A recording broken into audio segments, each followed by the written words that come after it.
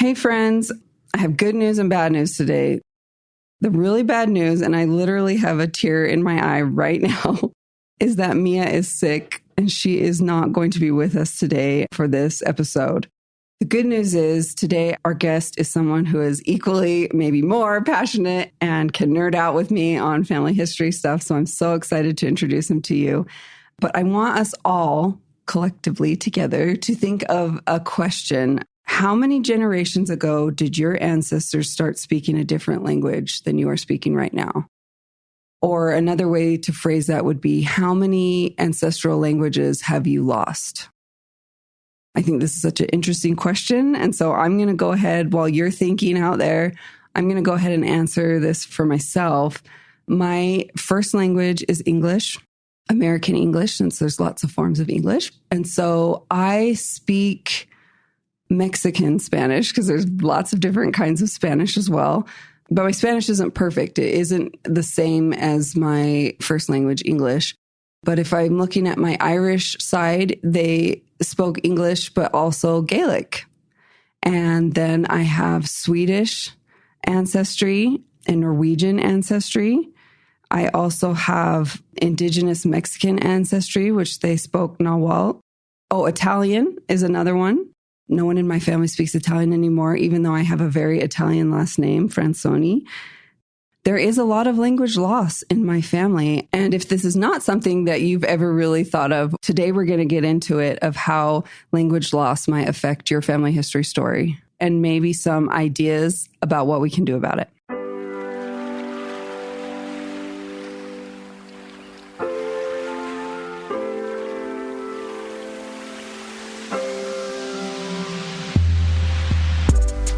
You're listening to the Love Your Lineage podcast by LDS Living, a multifaceted, shame-free approach to family history. I'm Michelle, and we want to help you find your space and claim your place in your family history story.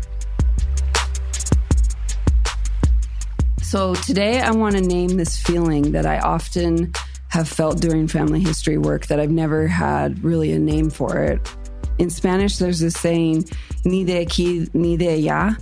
And that means I'm not from here or from there. It's this feeling of rootlessness. It's this specific kind of grief that comes with not being connected to our roots, not being connected to our family history story. And I want to name that feeling today. If you've ever had that feeling, we're going to name it today so you know exactly what you're experiencing. It's called diaspora grief.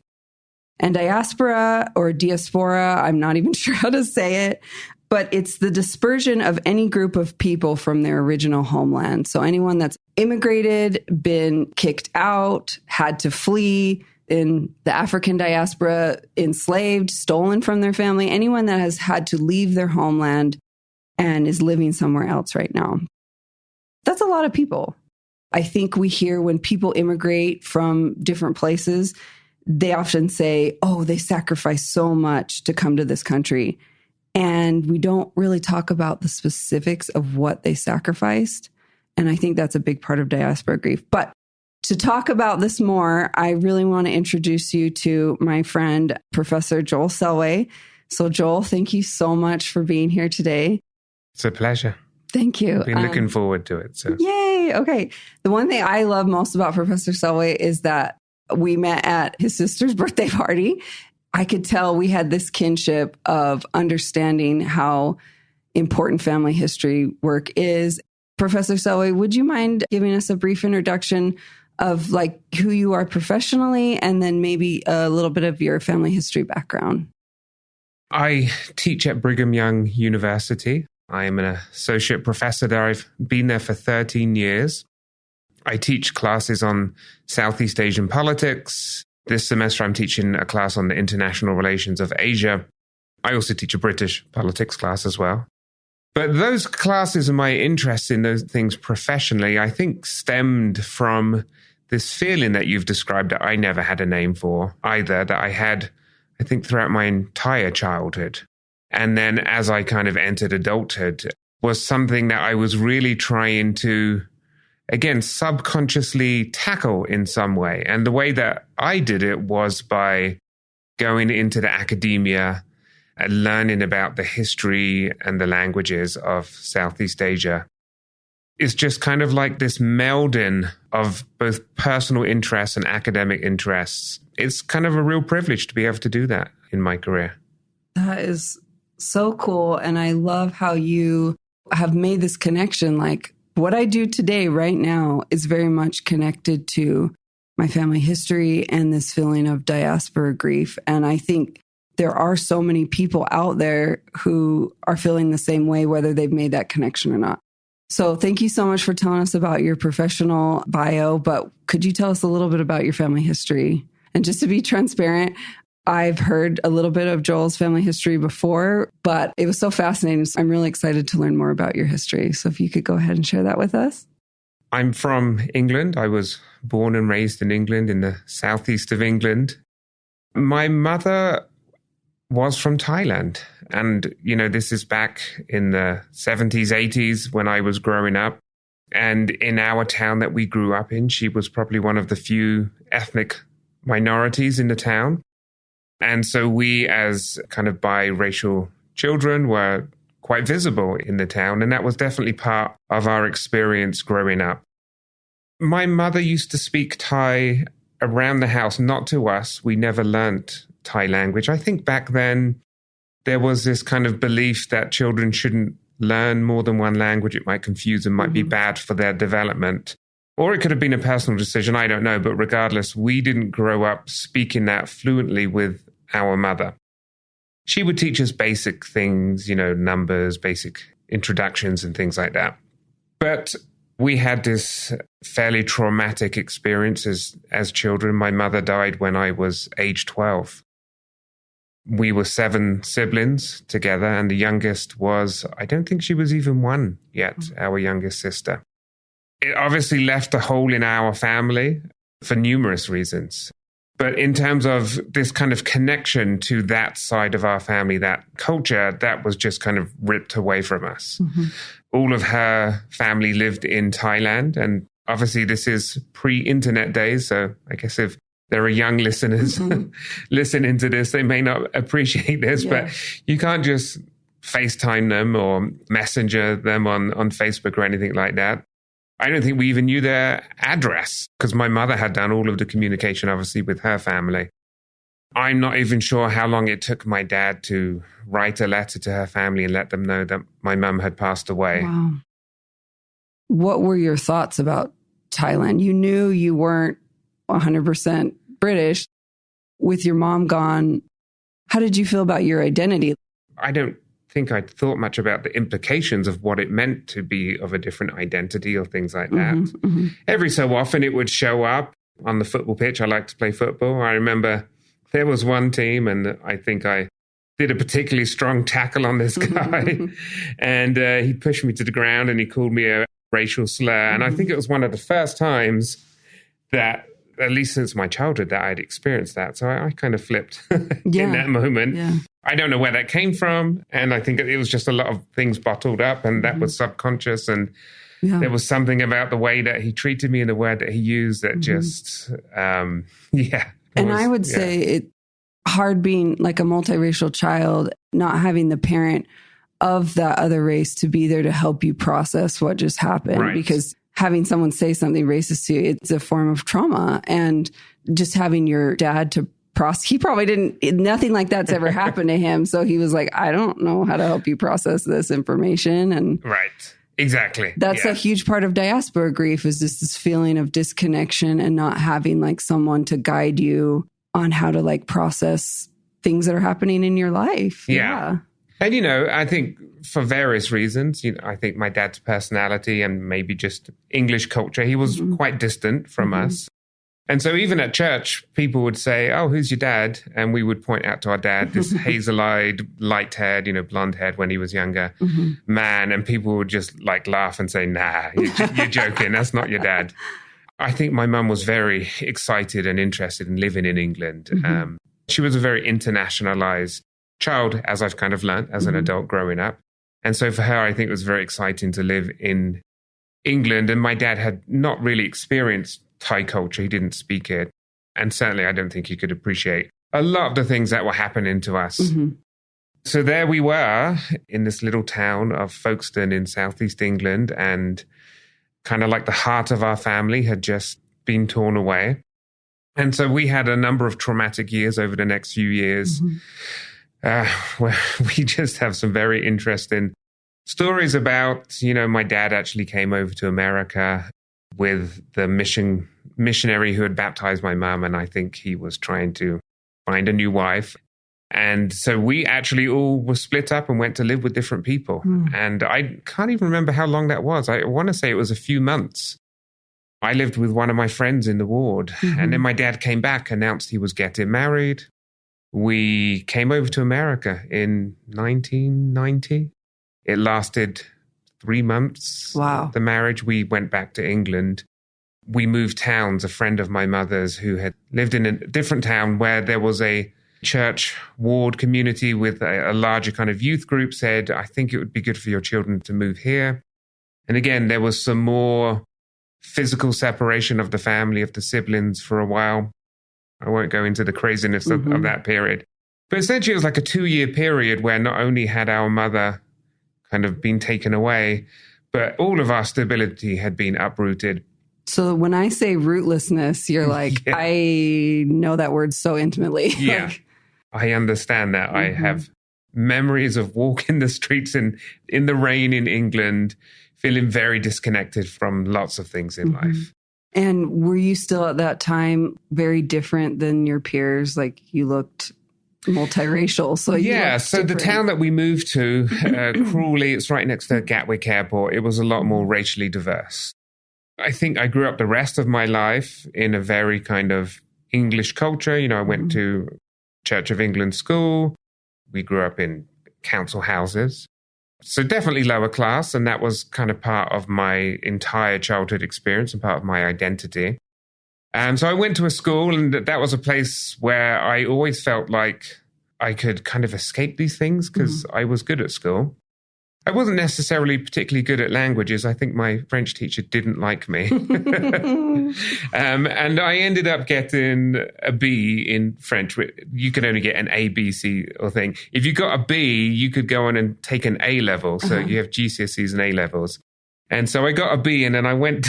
Because I thought at like age 16, this is the last 2 years of high school, I thought, I think I might actually be interested in languages. So I went there with my B, which I was kind of wanted to rub in her face because I knew she didn't like me. And she basically said, I'm not going to have you in my class. I was quite naughty in her class, to be quite fair. Okay. So I went on and I took business Spanish. There was a business Spanish course. So I took that. I took that for a year. That sounds so boring. Yeah. Well, it was really just Spanish. I don't know why they called it business Spanish. But I think I was beginning to be interested in languages at that point. And, it was during that period of time where I really kind of grew to have religion be an important part of my life and to kind of feel the differences that could make in my life. And so I decided to go on a mission. And of course, I really hoped to go to Thailand on my mission. This is where I knew that I had started to become a nerd because I was working to save up for my mission. And, most English people at workplaces go down the pub and have lunch and things like that. And I obviously would do that every so often, but I found myself wanting to go down the library. Yes. So I used to go down the library maybe at least 3 out of the 5 working days and read up about different languages and cultures. And it obviously started off with Southeast Asia and things like that. And after a few months of that, I was like, I wonder if there's any books on Thai. I know you would think that might be one of the first things, but it wasn't. And so I had never really thought of learning Thai before at all. So I looked for books on learning Thai, and I found this old book. I don't know when it's published. It looked like it was from the 50s or 60s. It taught the language in a very old traditional way. But there was something about finding that book that, I don't know, it kind of sparked something that I had never felt before. And I thought, I wonder whether I can start learning this language. And then strategically, I was thinking, I wonder if I put down on my mission application papers that I had learned some Thai, could speak some Thai, whether that might increase my chances of going to Thailand. So they ended up sending me to Greece. Of course. Obvious choice. So this is back in 1996. I guess one of the reasons they probably sent me to Greece was they had a hard time sending American missionaries there for all sorts of visa problems. And there was a lot of anti-American sentiment. So it turns out that about 75% of my mission were Europeans. At first, when I got there, I was really annoyed because all of the Europeans could speak 2 or 3 languages fluently. So I had I had 2 Dutch companions in MTC. They're some of my best friends in the world now. But I remember just being so annoyed by them because they could speak Dutch and English. And it just flowed. Yeah, really well. And also German. I also am annoyed with them. Yeah, and then one of them could speak French. I was like, who do these people think they are? I'm going to learn Greek better than them. Yeah. I'm a little bit competitive. So I thought, okay, I've had a disadvantage here. I kind of speak bad French, a little bit of Spanish, but I'm going to learn Greek and be the best at this. And I studied really hard throughout my entire mission. And I fell in love with the Greek language, the Greek people. I served half of my mission in Cyprus. And I remember near the end of our mission, we did this testimony meeting on Mars Hill. And the mission president said, I want everybody to give their testimony in their native languages. And this was actually one of these identity crises points for me.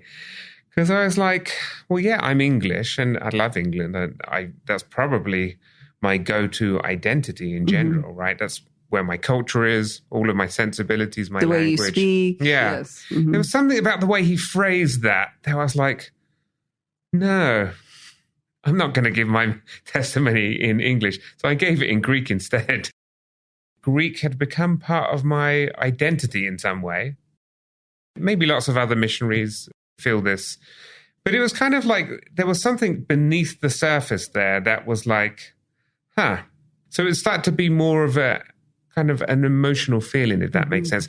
And there were some other things on my mission that happened that kind of reinforced those. So when I was living in Cyprus, and of course I grew up in England where the sun never shines. So my skin was fairly pale. But when I lived in Cyprus and you're out every day on the streets, I just got really dark, like really dark. And I remember we went to a British base there because there's a couple of British bases on the island of Cyprus just to go get some fish and chips. And my companion was this 6-foot-something Swedish guy with blonde hair and blue eyes. And I remember, thinking, this feels very familiar to me, right? This looks like a fish and chip shop. This looks like a British army base. I grew up near a British army base in Folkestone. But then they would kind of like turn away and talk to my Swedish companion. I was like, and so you start having these feelings like, what is that about? Which I just want to validate. Like I experienced that as a missionary too. Yeah. And I was like, And this was the first time where I had a conscious thought where I was like, they're not regarding me as fully English here, right? Or maybe not even English at all. That was another kind of strange event for me that happened. I'm more of a countryman to you. I am British and he's Swedish, but yet you are talking to him as if he's more of your countryman than I am. And what's happening? Exactly. And so, that was probably more maybe the demographic of people that were in the town that I first grew up in. Whereas for most of my teenage life, I was closer to London. And so we have more of this kind of multiracial London identity, right? And way of seeing our British identity, right? And it still involves all of the quirky parts of Englishness like Doctor Who and just a quirky sense of humor and all of those things.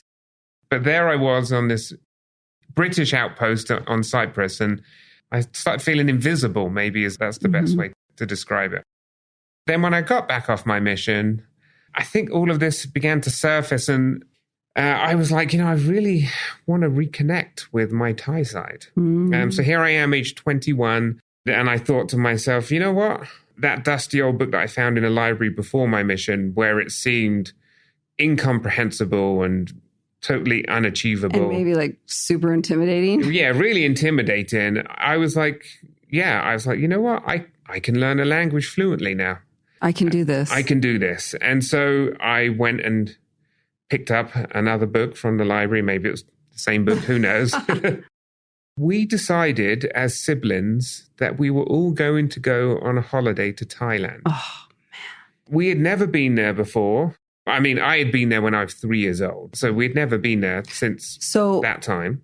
So you felt your diaspora grief as individuals. Like it wasn't really like a collective, which I think is really common for people who are wanting to engage in family history work. Maybe other people in their family are not interested, or they're the only ones that feel the fire, feel the spark. But that's so cool that individually kind of all were feeling it. And then you decided, let's go to Thailand. That's right. Yeah. We never had a conversation about it, but we're like, we're no longer teenage kids stuck in a council estate, right? We have some means now. Mm-hmm. And did you have any connection to your aunties and uncles, or did you know their names? We knew their names, remembered them from growing up, but we had no connection with them for the entire time since my mum died. I just want to set that up, like it wasn't like easy. No. But we went there, we flew over there, and I think because we were poor, we just got the cheapest flight possible. And again, this is pre-internet days. Mm-hmm. I think we found this flight, you had to like look up the number of some shady travel agent, and Uzbekistan Airlines, which You're was, like, who knows? Yeah, I didn't even know where Uzbekistan was, but we got on this airline. Awesome. It routed through Uzbekistan, Tashkent, which had this very interesting airport, which actually looked like it was very Soviet style. And concrete walls looked like there were bullet holes riddled throughout the whole floor. One tiny little shop to buy things from. Whew. But we went through there and we got to Thailand. We were able to all go with siblings. And I think maybe we stayed a month there, something like that. You know, we have longer holidays in Europe. So. And, you know, we got off the plane. We didn't have a hotel. Because, again, no internet. I love this image of you siblings all together, just like showing up in Thailand and be like, okay, now what? Like, yeah, I mean, this is awesome. I thought, you know, I know how to have myself in a different country. Mm-hmm. I've done this in Greece. So I was like, we'll get there. We'll find a hotel, right? So I think we somehow got down to the center of Bangkok, and literally me and one of my brothers just started going into different hotels and asking them how much it was and negotiating with them. In English or in Thai? Yeah, in English. Okay. It was in English. Yeah. And again, this was all very new to us. Yeah. And it was also, there was a financial crisis in 98 in Thailand. So the price of hotels had dropped significantly and the value of the pound was strong. So we were able to get, you know, really good deals and in probably a nicer place than we had ever stayed in our entire life. And there we were kind of like hunkered down in the middle of Bangkok, doing some touristy things, right? And can I ask you, when you got to Thailand, did you immediately feel like, oh, these people look like me? Or were you still, you're not from here or from there? We felt like foreigners. We felt like tourists. But, you know, there was a time, I think my brother had set up a time for us to go visit our aunt. And my granddad was still alive then. I think he was in his 90s. So I think we went there and we had some type of dinner there, met a couple of our cousins. What did that feel like? This is family, but not family? Like, yeah, it did. It felt exactly like that. And again, it was great, right? You know, talking to the cousins my age. But then they also lived in a very nice place, in a very nice house. And again, I think some of us were thinking, what happened to us? Like, we got disconnected, not just in terms of communication, but there's a clear disconnect here between the lifestyle that all of that side of the family are clearly living in Thailand. I mean, they lived in this gated community in a very nice big house. And we lived in council housing over in England. And it wasn't just that we didn't look like them and couldn't speak Thai, but for us and meeting this family, it was like, whoa, we're a completely different social class here. Like, I don't even know how to act in this setting, right? I grew up, you know, living under the poverty level, raised by a single mom. And then when I went to Mexico, I mean, they lived in gated communities, had maids. Yeah, they had maids, right? Yes. My uncle was a doctor, and so they had like access to a private plane and would like fly to Canada to go skiing. And I was just like, what? Like, this is so I can totally understand what you're explaining here. So there was that, but then there was also something just like a little bit, I don't know, restricted about the interaction, like especially with one of my aunts. Like guarded. Yeah, my aunt was very guarded. don't want to get and so into all you of probably that. have like questions like, who was my mother? Like, Yeah. because this is different than... This is different. And so, we knew some of the stories. We knew that my grandfather had been in the Thai Foreign Service and had been stationed around the world. Mm-hmm. And we had some pictures of our mum, or at least some memory of some pictures of our mum, or some stories that she had once crashed her dad's Mercedes-Benz when she was a teenager or something like this. But that was just a story. It wasn't anything palpable that we could really understand. But here we are in this house having this very kind of, it's almost like formal, like introduction to the family. And I think this is very common for people when they reach out to distant family members or even close family members that there's been this separation. Very much we want it to be like, oh, they met us with open arms and hugged us and welcomed us as if we were theirs, and they're guarded. It feels a little awkward. It's uncomfortable. Yeah.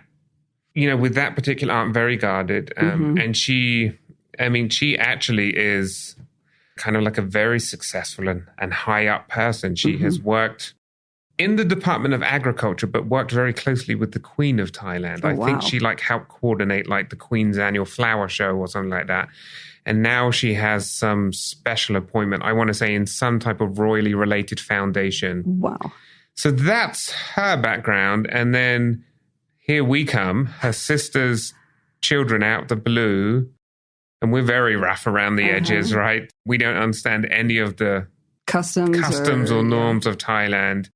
My mum always spoke very highly of that aunt, but I've never been able to make a connection with her. To this day, it's still very guarded.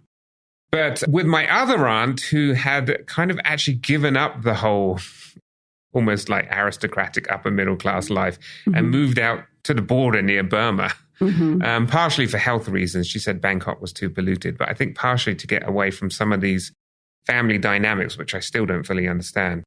When we eventually met her, she was more of the type welcome us with open arms. She said, I've had dreams that I'm supposed to look after you guys. She invited us out to her house out in the country, and it was like this place with no air conditioning and just mosquito nets and things like that.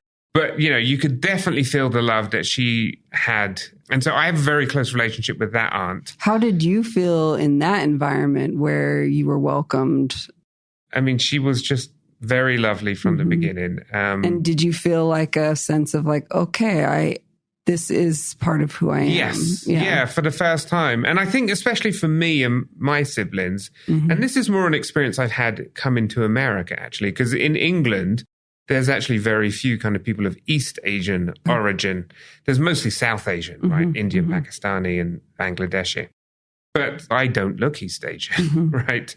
That's also being kind of a part of, just thinking, what am I? Because I don't even know what I look like, right? And even when I go to Mexico, depending on where I am, I still look like a tourist. Right. Even though... Interesting. But yeah, that interaction, it was a foreign feeling, but it was like, yeah, I do have a place here. And I think that gave me a little bit of encouragement to pursue a path, right? And it was a very organic path. It's not like I sat down and here's my 20-year plan to get to where I am. It was like bit by bit, realizing I can, being interested in this and that.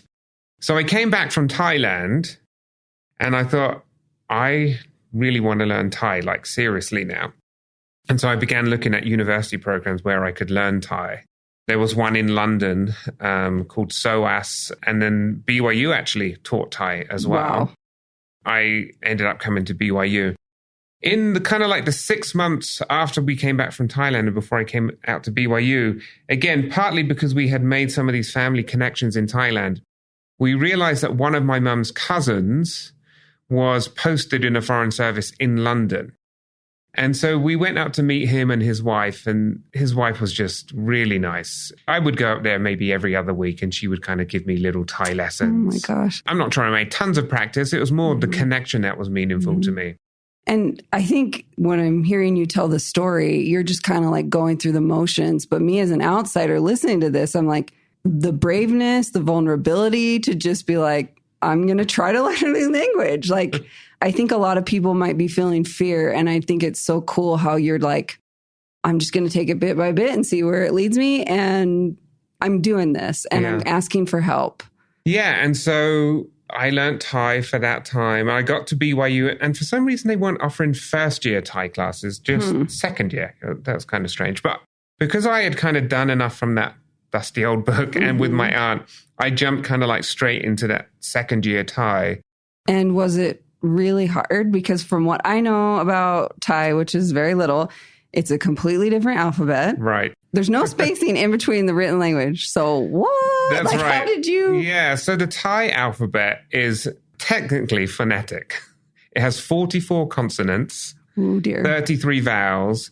Some of the consonants just repeat each other. So like there's like 4 T's or something like that and 3 S's. And you got to learn which one you use when for different words. I just think of myself and so many other people be like, this is too hard. I can't do this. Yeah, it was. What did you say to yourself when you're like, this is really difficult? I guess maybe this is where I have a little bit of pride because I was like, well, there are some returned missionaries over there in this class. And if they can do it, I can do it. This is my birthright. Yeah. I love that. I did very well in the class because I can study what's given before me and then I can ace everything, right? So I did that. I aced all of that stuff. But then in the third year class, when you have returned missionaries starting to join you. Who lived in the culture with the people, listened. Yeah, and they can speak it fluently. And I'm still speaking it like a robot, still trying to piece together the flow, never having really lived there. So yeah, I could ace every test and beat everyone in the class on the tests, but I couldn't sit down and have a conversation. And that felt really embarrassing because I was and half painful. Thai. And painful, yeah. And I don't think a lot of people realize, or even return missionaries, that for us, where this is our heritage, this is our family history, and we've been disconnected from the language, and then people who have no connection to it are learning this language fluently. They're learning songs or folk stories or whatever, and they come back and they're like, oh, it's a shame you don't speak Spanish. Oh, it's a shame. And it's like, you have no idea how painful it is that you can speak my ancestral language, that you can connect to my heritage in a way that I cannot. I would have given anything to be able to be in that culture and listening to the sound of people talking at a restaurant or whatever, and to gain that sort of language learning. But that was something because of my family history and the separation from my roots and my culture that I never got. And so I wish more people understood that part. So thank you for touching on that topic. Even today, it causes me so much pain every time I go back to Thailand because nobody assumes that I'm Thai. At the very best, once they get into a conversation with me and they're like, actually, your Thai's pretty good. I'm still very conscious of my Thai and the fact that I know I don't sound like a native. But they're like, oh, well, then you must be half Thai because nobody else learns Thai to this degree, right? And then they look at me, they're like, yeah, we can kind of see that you're half Thai. But just the average interaction I have on the street, right, is... Ni de aquí, ni de allá. Like, oh. Right. So something else at BYU, I took an Asian studies minor, and they had nothing on Southeast Asia. It was all East Asian. I grew to have a real love for Japanese literature and culture and fascinated by that. But every paper I wrote for every one of those classes, I asked the teacher, can I write something on Thailand? And they said, sure. So I would go off and go research that. As part of my PhD, I went and took a bunch of classes on that, and I continued taking Thai. So I chose the University of Michigan because it has strengths in Southeast Asia, has a very good Southeast Asia program, and it had Thai language there. So I continued learning Thai. After I had done the 4th year of Thai, I did just basically one-on-one classes with the teacher there. But then I also took all of these classes on the history of Southeast Asia, and that has turned out to be, I think, a real benefit in doing family history. And this doesn't click until much later in the story. But I love that you're bringing this up. Knowing the general history of a place, even if you don't know specifics, is so helpful. And I think everybody can go and do that, right? Yes, especially with the internet. Now that we Google it, I eventually get back to Thailand in 2006. So this is like 8 years after I first go back with my siblings. And now I've taken... 5-6 years of Thai. I'm actually going back there to an advanced study of Thai program. It's an intensive 2-month program up in the north of Thailand. Were you scared at all? Or were you like, yes, I have prepared for this, I'm doing it? Or were you like, oh man, what did I get myself into? I mean, both. Because, you know, there's only, 15 people on the program, and they're all from these big universities. And so again, it's like, I'm the one with Thai ancestry here. Okay, so these weren't other people with Thai ancestry. No, these were... yeah, I don't think there was a single person. There was like, there was a Laotian person and then like a Chinese American, but then the rest were kind of like European American. Okay. So I go through these 2 months, and at the end of the 2 months, it's my first time I've had this like intensive in-country experience. I don't even feel I'm as fluent as some returned missionaries, but I feel for the first time that I've got this down. I mean, it's been a lot of years' work, right? You can move through the spaces naturally within the communities. That's right. And most importantly, I could read Thai, and I could read newspapers and books and things like this. And so my vocabulary, especially non-religious vocabulary, is much higher than my Greek non-religious vocabulary. But yeah, it's more just about, for the first time, I feel like I can express myself. I can understand most of conversations, and I'm feeling like I can kind of fit in. You can enjoy the music. You can understand the joke, or maybe even tell a joke. Yeah. That's huge. It is huge. So right on the back of that, as I'm finishing that program, I get informed that I have a Fulbright scholarship, and then I'm going to get to spend the whole academic year in Thailand. I want to cry right now. Yeah. Like, that is so awesome. And it was just like, I can't even explain it. It was just, I think the ability to go to Thailand for a year was way better than the prestige of getting the scholarship. I'm like, if 2 months can give me that, I've now got a whole year ahead of me. Beautiful gift. During that moment, what were your thoughts about your mother? Did you feel like she was... Yeah, that's a tough proud question. of you, or happy that you did this reconnection? Or yeah, I think probably for a lot of these years, I think I just pushed all of those feelings underneath. I certainly feel a connection with her now that I know her story, can kind of like track her different movements throughout life, where she was, have had conversations with her cousins, with her sister, and can kind of put some color into that. Like, what was her personality like? And why was she doing this over here and different things like that?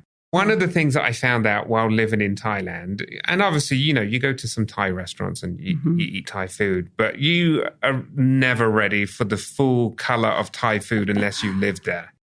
It's so amazingly flavorful. There's just so much more than... layers of flavor. Layers of flavor, and there's so much more than just pad Thai and curries, right? Which is what a lot of Thai American restaurants serve. I mean, you get into the depth of Thai cuisine, and it's just this amazing experience. And then it just clicked. I was like, my mum ate this food growing up. Yeah. And then all of a sudden, at some point, she moved over to England, and she never ate that food. My mum, at every dinner, had this little bottle of chili powder, and she would like sprinkle that on top of her food to give it flavor. And as a kid, you're just like, that's just something my mom does. But exactly, I never really understood it. And then all of a sudden, I'm eating this Thai food, and there's a lot of hot flavors in there. And that memory just came. I was like, oh, that's why she did it. And yeah, I just had all of these thoughts as a parent, because I was a parent by that point, thinking, I wonder what she was thinking, the fact that she could never feed us any of that food and that we never got to experience that stuff. Because food is such a social thing, right? You share it. I share it with my kids now. So I have learned to cook Thai food and I share it with my sister. That's one of our favorite experiences, actually, with my sister. To connect to your culture. And just to point out, that is family history work, connection through food and culinary experiences and culinary practices. That is family history work. It's so fun and awesome and delicious. I love that part. So I finish off my Fulbright, I finish off my PhD, I come out to BYU, I'm teaching at BYU. And again, you kind of get busy with life, right? And then I think maybe it was in 3rd or 4th grade, my daughter, my oldest, had some genealogy project. She came to me and she was like, can you tell me about my grandparents or great-grandparents? I can't remember what she was. And I was like, for all of these years that I've been studying Thai language and history and things like that, it was like, I think I had forgotten why I had done it in the first place. And now I couldn't even answer some very basic questions in a 4th grade ancestry project. I was just kind of embarrassed for myself. Like, I didn't start all of this just to write a book, an academic book on Thailand. I started this to reconnect with my Thai side, with my mum. And here I am, 15, 20 years later or something like that. I actually don't know any of these things. History stories. I can even answer some basic questions about my mum, right? And that's when the journey began. I want to say it was like 2010, something like that. Mm-hmm. So we're talking about the last decade or so. Mm-hmm. And now I was like, okay, I felt like Liam Neeson. I have a very specific set of skills. I love this. And I'm like, I'm going to use these skills now. I'm going to do something about this. To do my family history. And I'm going to do it in a very serious way. In a way that only a passionate history nerd can do. Yeah. So when you got this spark of like, okay, I'm going to do this. I'm going to do my family history work. Were you thinking more traditional, like I'm going to get names, go to the temple, which I mean is awesome. Or were you more like, I want the stories. I want the whole view, the 360 view. Or what were you thinking? It was definitely both. I at once felt some type of, I don't know, do you want to call it Mormon guilt? Yeah, Yeah, that is a very normal thing that many LDS people can connect to if they're feeling the guilt that we haven't done the work. Yes. And I was like, I've spent a good decade or so doing this, and yet I haven't got any additional names except I know the names of my grandparents, not even sure how to spell them in Thai, which is kind of a strange thing, right? But then at the same time, because a lot of the questions in my daughter's project were asking for stories and things like that, and I didn't know any stories. Mm-hmm. And then that's when you kind of have this adult thing like, I don't think I ever knew my mom. Mm-hmm. I had a lot of emotion during this period of time. Yes. Like, I haven't passed on any stories to my children about my mum. Is it too late? Yeah, is it too late? Like, I reached out to my dad. I was like, did my mum do any family history work ever? And he had some papers. This is my dad. My dad, he's not a hoarder, but he keeps papers. Yes. This is his one of his strengths. That generation. Yeah. So he has lots of papers. And so he went through papers and found some things written in Thai that looked like it was like a family history branch or something. And so he sent me these papers and I looked at them and I was like, yeah, this looks like some generations, and it goes back a few generations. Was it in your mom's handwriting? Yeah, it's in my mom's handwriting. Awesome. Handwritten Thai is very difficult, especially if it's like cursive Thai. See, once again, I think many people would walk right up to this line that you're at in the story and just be like, this is too hard. I can't do this. And I'm just like, what made you think you could do this? Or were you just so excited or maybe driven? I was so excited to have that little list of names. And it was just like one direct line or something like that. And then I think on my grandmother's side, there was a little bit of a branch. I actually go and visit that aunt. Remember the guarded aunt? Mm-hmm. I took this list with me. I'm like, do you know anything about this family history? And she said, I remember your mum asking about this. Oh. And so she wrote me a letter. I went and asked around the family. And I'm the one who sent her this little lineage chart or something like that. And she said, I remember speaking to the family member who had this information. We descend on my granddad's line from an ethnic Mon ancestor. And so again, it's just a piece of information where I'm like, that's really interesting. The clue. It's a clue, right? So the Mon were the ethnic group that lived throughout Thailand and Burma before the Thais and the Burmese kind of came down. Mm-hmm. They were the primary group there, along with the Khmer, the Cambodians. So they're like the indigenous people of that area. Okay. Built these huge civilizations. And then the Thais came down and basically took over, and they were kind of pushed over to the side. And then she said something like, I think there's like a family temple in Ayutthaya, which was the old capital of Bangkok. Mm-hmm. And she said, gosh, I'm so excited. Yeah, she said, I think it was called Wat Garong, which is the temple of squawking crows. Okay. So I'm like, I got to go to the temple of squawking crows. You have to. You've got to. Yeah, which sounds like it should be in like some martial arts movie. Yes. And I should end up fighting somebody there. Maybe you will. We don't know. Okay, keep going. So I went there, and it was kind of a strange temple. And I was hoping to find maybe some places where my ancestors were buried or something like that. I spoke to the monk there. And there was nothing there. So I came away really disappointed. Super bummed. Oh. Yeah. So I was like, okay, I've got to do this more systematically. I've got some names there. And one of the things that I started to notice in the names were that there were some titles in the names.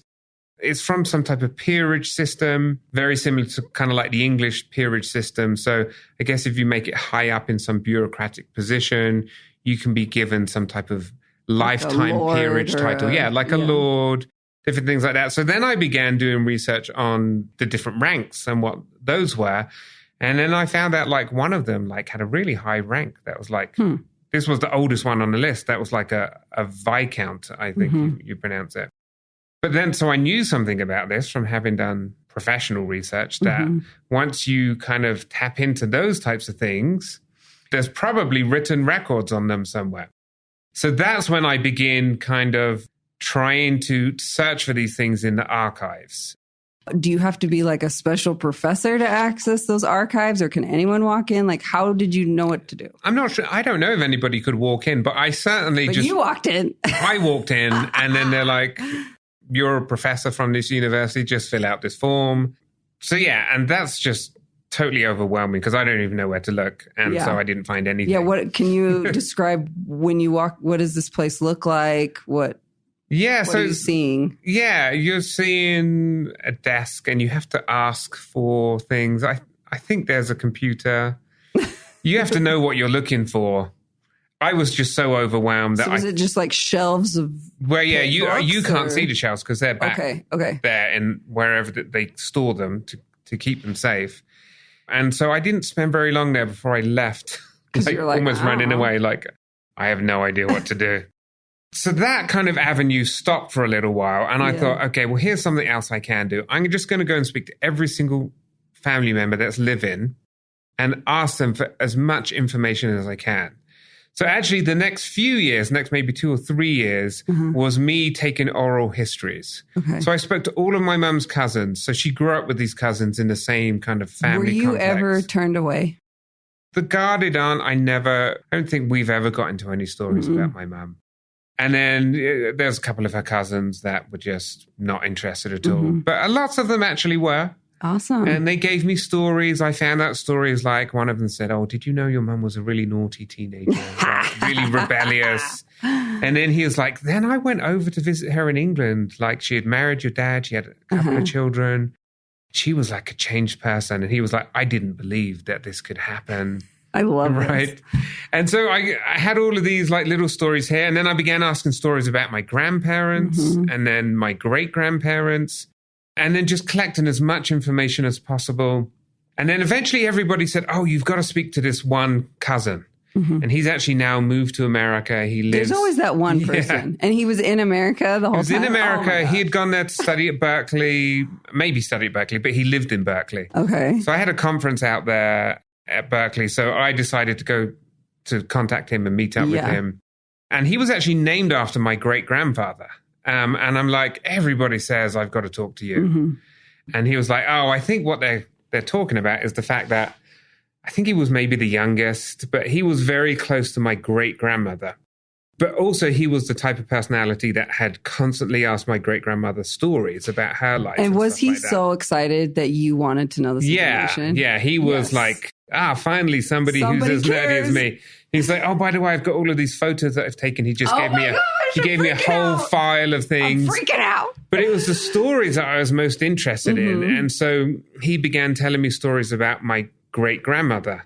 You got to think, these people were born in the late 1800s. And so this is where my historical context comes in. Because during the late 1800s, Thailand had just kind of like staved off colonialism. They were never colonized. But they were trying to mimic Western countries. And so all of the elite and the kings were like, let's create these Western institutions. Let's create a university. So in 1890, my great-grandmother's born. My great-grandfather's maybe born like 10 years before her, like 1880. But so my great-grandfather went into a military career and he was in the king's bodyguard corps or something like this. So he wasn't like a personal bodyguard of the king, but he did protect the royal family and he had interactions with princes and things like this. Wow. He was kind of in this elite circle. My great-grandmother was in this elite circle. And this uncle told me stories and said, yeah, she used to go over to the royal household. And the royal households are big during this period of time because they had multiple wives. But she was very famous for having cooking Vietnamese pancakes. That's what she went over. They loved the fact that she cooked those things. And just while you're saying this, I'm just seeing, like you're saying before, we were talking about feeling rootless. And while you're telling these stories, I'm just, as an artist, I'm like visualizing these roots coming down, just like coming you're feeling connected. Oh my gosh. Okay, keep going. Yeah, I mean, so the stories, they have so much power in, you know, maybe they're not so meaningful in and of themselves or objectively, but to me, you're right. They're just like drawing me in and they turn the heart. Yeah, they do turn the heart. So there they are in this circle, but my great-grandfather apparently has a really bad temper. Okay. And the story is that one day he goes off with one of the princes and like gets up in his face, threatens him. I don't know what happened. So this prince, whoever it was, and we don't know the name, but somehow orchestrated a move, a transfer for my great-grandfather up to the northeast. And during this period of time, the northeast is like complete backwaters, right? Wow. I mean, we're talking like no roads, no everything. Again, my uncle says they had to pack up a horse carriage and travel, you know, hundreds of miles. This was a punishment, right? And it's him and his whole family. Him and his whole family. So my great-grandma has to go there. Yeah. So here they are. She's like, you idiot. Associating with royals. And now all of a sudden they've been sent up there. And again, we don't know much about it, but I pieced together the history because I'm nerdy. I'm like, I go look up the number of roads that are built there. Yes. You know, how hard that must have been. And so she gets there and he actually dies. I think he falls off a horse in an accident. Oh my gosh. So here's my great-grandmother left up in the north. She begins having to sell stuff just to make her way back to Bangkok. And then, of course, when she's back in Bangkok, she's kind of closed out of these elite circles. And she has to sell off so much of her stuff. She can basically see the writing on the wall. And she's like, okay, the one thing that I'm going to do to make ends meet or to kind of this completely new future is she's going to buy a state-of-the-art sewing machine. It's a Singer sewing machine. And somehow my uncle knew the exact model of the sewing machine. Oh my gosh. And he had a picture of it. It's one of the pictures he sent me. And he said, this isn't the picture of her sewing machine, but this is the exact model. It's like this really old-fashioned foot-pedaled sewing machine.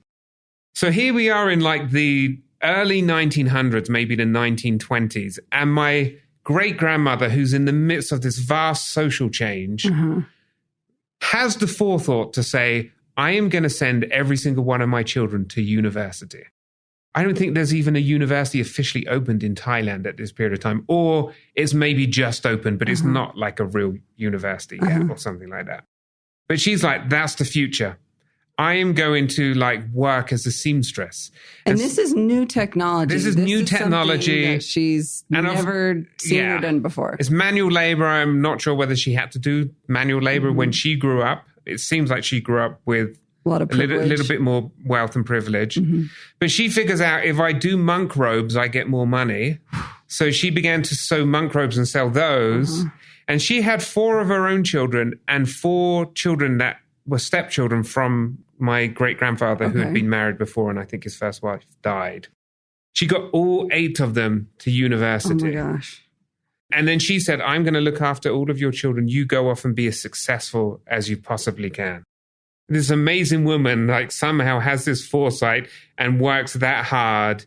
And like every single one of my grandmother's generation is like, you know, top in the bureaucracy. And yeah, so I have all of these amazing stories that I got just from these oral histories. And then another thing that I begin collecting that I realized that exists, that I never knew existed, is when people die, especially if they have a little bit of money, they produce basically like a memory book. They call it a funeral book that has some of their life history in. Oh my gosh, I'm freaking out. Some other things that are meaningful to them. And so I'm like, I never knew these existed. So I go... Is this like a specific Thai thing? Yeah, it's a specific Thai thing, yeah. And so I go around trying to collect as many of these funeral books as possible. I have one for my great-grandmother, my grandmother, and then lots of other people in the family. I've just been collecting these as much as I can. And were they, like, did people not want to give them to you, or they were pretty... I just don't think they realized that... They were special. That I wanted one, yeah, or is it special? So I was like, now I want every single one. And were you freaking out? You were just like so excited. Yeah. And they're all in Thai, so it's these Thai language resources. So this has been a big source of stories, right? In addition, so I've got oral histories. I've now got, at least for some of these ancestors, at least from my grandmother's generation, and then I've got one from my great-grandmother. I've got some actual things written down. And then I'm like, okay, so the last maybe 4 or 5 years, I've been trying to tackle the older ancestors. And I'm like, I want stories from them. I want to find out all about them. And so I begin just doing Google searches in Thai for all of these names. And then by this period of time, the National Archives now has like an online searchable website and stuff like that. So I stumble on this book. Is basically, what's the translation of it? Like you can say the Thai word. Yeah, so it would be like the word dragoon and then the surname. So it's kind of like the word dragoon means like your clan lineage or something like this, or family lineage. It's more like clan or something like that. So it would be like the history of the Selway clan, right? Okay. So then I found the history of this clan called Rojanawi Park clan.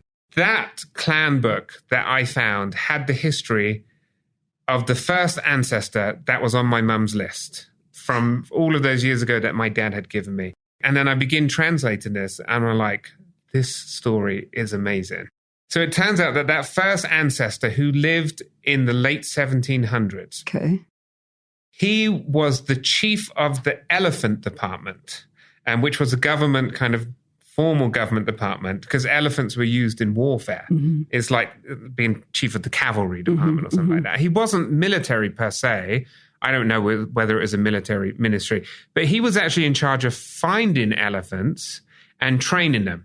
And then in Thai culture, the white elephant is very special. And so he went out and found this white elephant and brought it back. And then white elephants are given these special names. I have like goosebumps. Yeah, it was like, as I was translating, I was like, my goodness, like what is going on here? Yeah. And then he died in the attack of the Burmese on this city. Now, I know about this attack because this attack is the most infamous war in Siamese history, in Thai history, because it's the day that their old capital got burnt to the ground by their sworn enemy, the Burmese. And so it's this huge event in Thai history, this transformative event. And he was the chief of the elephant department when the Burmese attacked. So I don't know if he had military skills per se, but he did train elephants for military purposes. But I was like, he probably got on his elephant. Because it said that he died in this attack. But he probably got on his elephant while everybody waited for this huge Burmese army to come and basically burn down the city. So I have all of these like Lord of the Rings pictures on me, like, some of those battles where they're in that valley with that big wall and then like they're waiting. They were like, we're basically going to die. The orcs and the elves are going to get us. And I have this vision of this great-great-great-grandfather. On an elephant. Waiting for his impending death because they knew they were going to die. I actually began telling some of these stories. I was recently in Thailand with a bunch of political scientists from around Southeast Asia. And they were listening to all of these stories and they were like, Joel, you've got to write a book on this. Yes, please. Yes, please. They were like, because all of our histories on Thailand are about kings and things like this. And they were like, the fact that you have these stories are just like amazing. Everyday people. Yeah, everyday people that made Thailand. And so, again, he must have had some privilege to have made it to the top of the elephant department. But it's not like he was a royal or anything like that. But he has this just amazing story that he died for his country on this elephant, on this very special animal. So then the Rojanawi Pat clan name gets tied to this individual. And so we kind of have a family emblem, as it turns out, that has the elephant on it. It's like basically the emblem of the elephant department.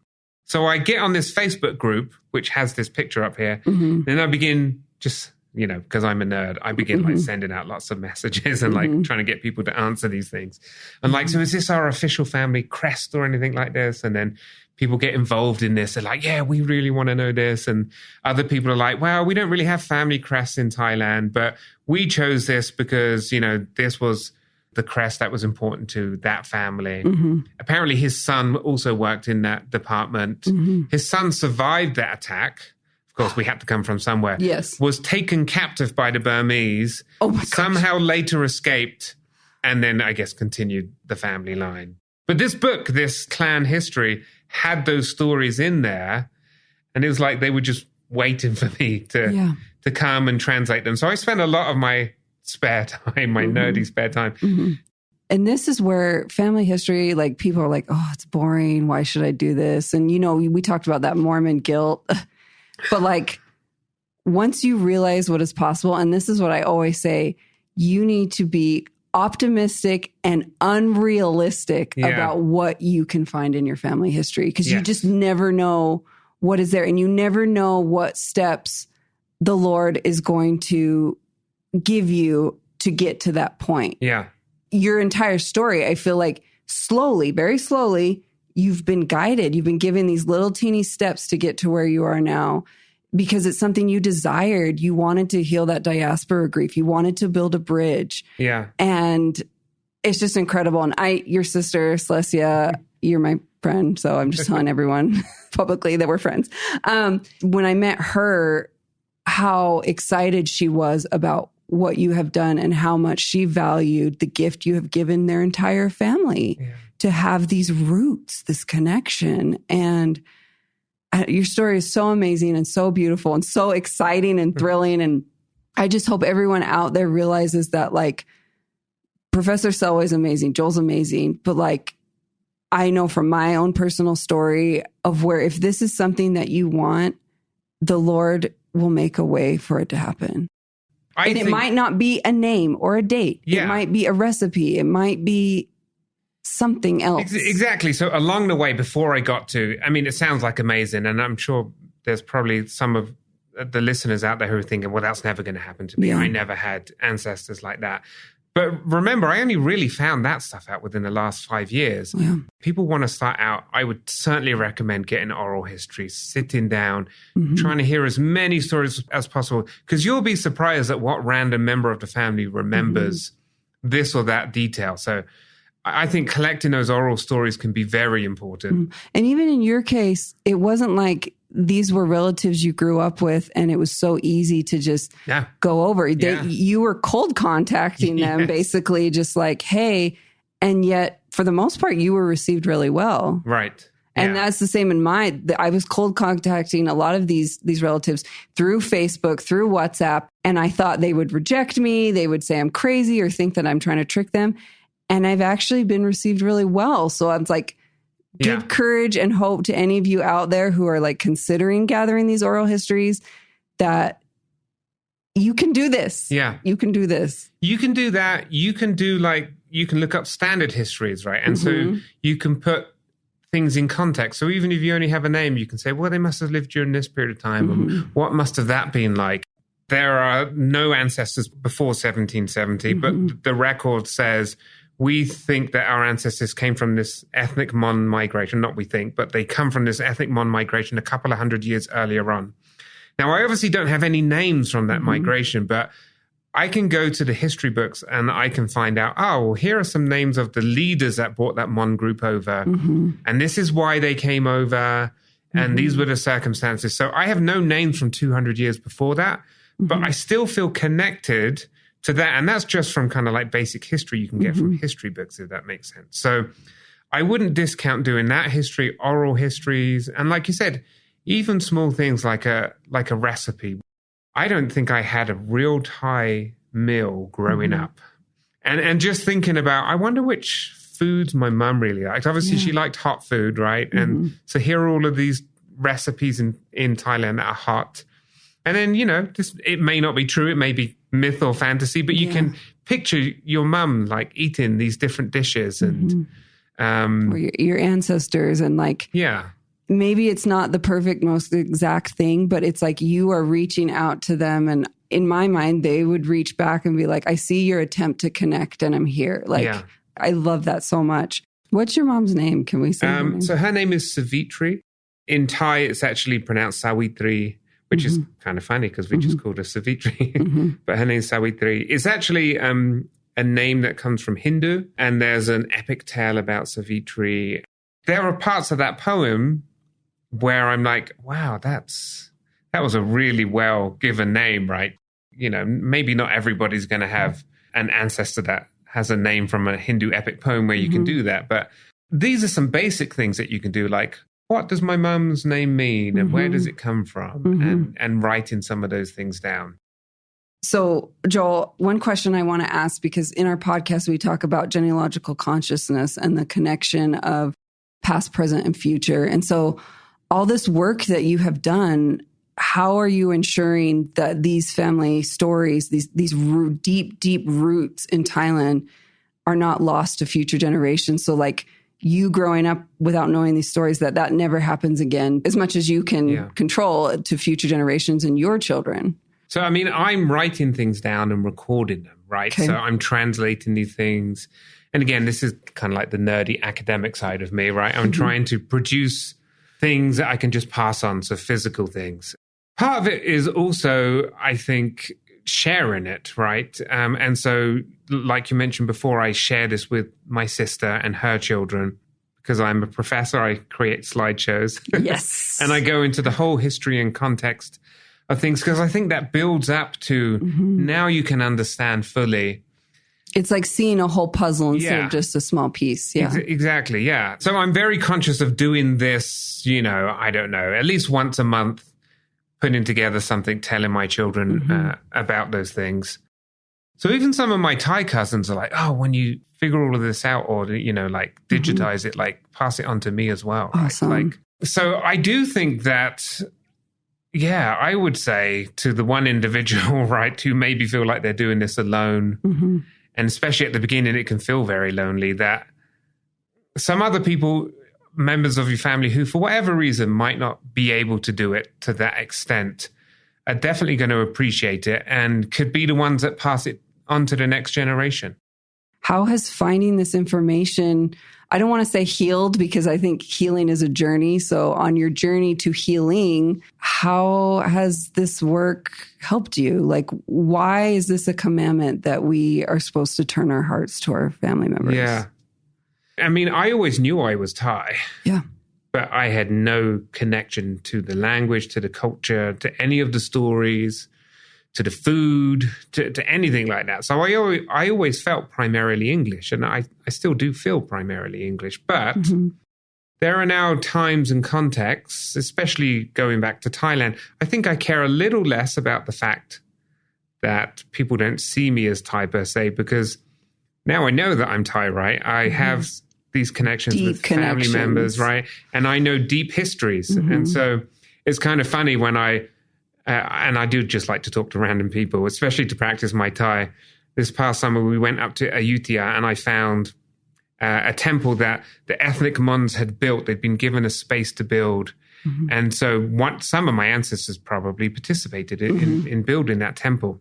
But then I was talking to the park attendants there and telling them, my story. And they were just like fascinated by this story that I knew about that temple and its history and had ancestors there. And it's just random conversations like that where then you're like, yeah, I may not look Thai. My Thai may still not sound like native Thai. But if I can have a conversation like with a park attendant about my ancestors and tell them stuff they don't know, right? Yeah. Then I really feel kind of connected to that. I remember I went to this East Asian club at the University of Michigan. And like most people there just looked East Asian and they were like looking at me like, what is this guy doing here? And so I, in those kind of contexts, I feel a lot more kind of confident talking about my Thai ancestry and feeling like I'm just as Asian as you are. And I know all of this heritage and stories and things about it as well. So there's kind of been a confidence that has, like you said, helped with the healing and a confidence, or even like this authenticity that no one can challenge that or take it away. When you are connected to your family history, the sense of being rooted, the sense of authenticity, no matter what anyone says to you, that's right, you are secure. Yeah. And it's so beautiful. And I like that phrase about no one can take it away from you, because that was a feeling that I had before. Like, it had been taken away from me. And B, I mean, I think I felt like I had this imposter syndrome for many of the early years doing this. It's like, oh, well, you're not really Thai. What are you here doing in our country? And you never will be enough. Yeah. But now I do feel enough that it is my country. And so that is very healing, right? To be able to go there and feel like it's yours, at least in part. In your opinion, in your experience, why is family history work a commandment? Why is it one of the 3 pillars of the church? Yeah. I have this rational side of me thinking it's not possible ever to find every single name, especially for, some of these minority communities, right? So, which is very true. Yeah. Yes. And so you think, okay, what's the point in all of this? So I do think part of the point is there is something that I think we need in this generation of the church for whatever reason. And this is my political scientist. Maybe it's because we're in this highly advanced industrial capitalist society where connections to individuals and histories can sometimes just be lost and meaningless or made into some type of, I don't know, commercialized product or something like that. Just stepping away from that and connecting with those histories, I think is a religious experience. It humbles you. Yes. It's like, who am I to be better than this ancestor that was born in the 1500s in the jungles of Southeast Asia that has no connection to the restored gospel? That is what I think the temple's about. And that's what it does for me religiously is it gives me this kind of humility that I can't ever explain how this is technically going to work, but that is the wonder of God's love and the atonement, is that you turn your hearts and that's enough for you, right? And for this generation. So I do also think it helps illustrate that the universality of the atonement that stretches back in time to all peoples and places. And I feel that deeply. I can also witness to what you're saying. Anyway. That's beautiful. Oh, so Joel, you've had this incredible journey reconnecting to this Thai language. What advice would you have for anyone out there listening who wants to restore their ancestral languages, their family history languages as a way of encouragement? I mean, I would just say to start. You don't have to look at those at the other end of this process or at natives and say, that's where I've got to get to start, right? I think part of the spirit of Elijah, since we've been talking about that, is just effort, is just to start in. I think that helps create the connection. So my sister recently has kind of asked me and said that she wants to start on this journey. And she's probably more typical of the average person out there, right? She's not going to have a ton of time to especially She's not a professor. Yeah. She's not going to go out Even though she's wicked smart and amazing. Yeah, Celestia, I love you. She's very smart. But it's not like she's going to make this part of her profession and merge it into that. So she's got to do this in her spare time. She's like, oh, I'm never going to be as good as you or this or that. I'm like, well, let's just start. Just start on the journey and do whatever you can do in your spare time. You don't always have to be a producer of this stuff. You can be a consumer of it and still benefit from it greatly. So you shouldn't feel any guilt about maybe you're not able to learn a language. Maybe that's just not your thing. But you can at least reach out to family members who may have done this or that and say, tell me, even if it's just a word, right? Like you said earlier on, what does your mother's name mean, right? I don't think my sister's ever actually even asked me that question. But I could answer her that question and say, hey, you should go read this Hindu epic poem, right, about Savitri.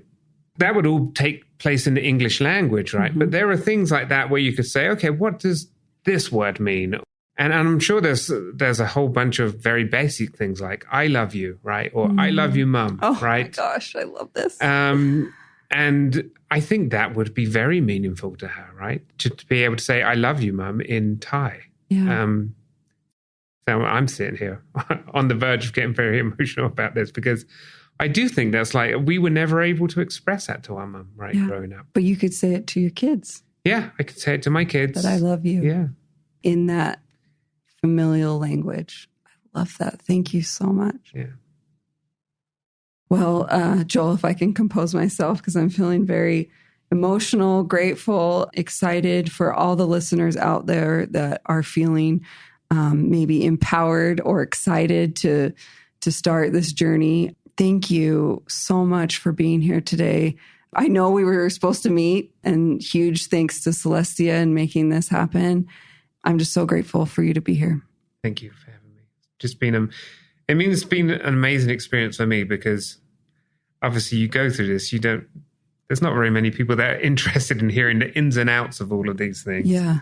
And I'm sure my children have gotten tired of me just like geeking out about finding this little piece of information, but how much work went into finding like that little piece of information. And building this connection and authenticity. I think when you have that your whole life, you don't understand how sorrowful, what a grieving, how emotional it is when you don't have it. And to give that as a gift to the next generations is huge. We talk a lot about in this podcast, transitional characters, that one person that changes the trajectory of the family history. And I can confidently say that you are a transitional character in your family. Your grandmother with her Singer sewing machine was a transitional character in her family. And that sort of confidence, bravery, creativity, optimism for the future, what else would be better to send to your descendants than that, and to your children? So I hope as adults, somehow your children find this and they listen to this and appreciate the beautiful gift you have given them. So thank you so much.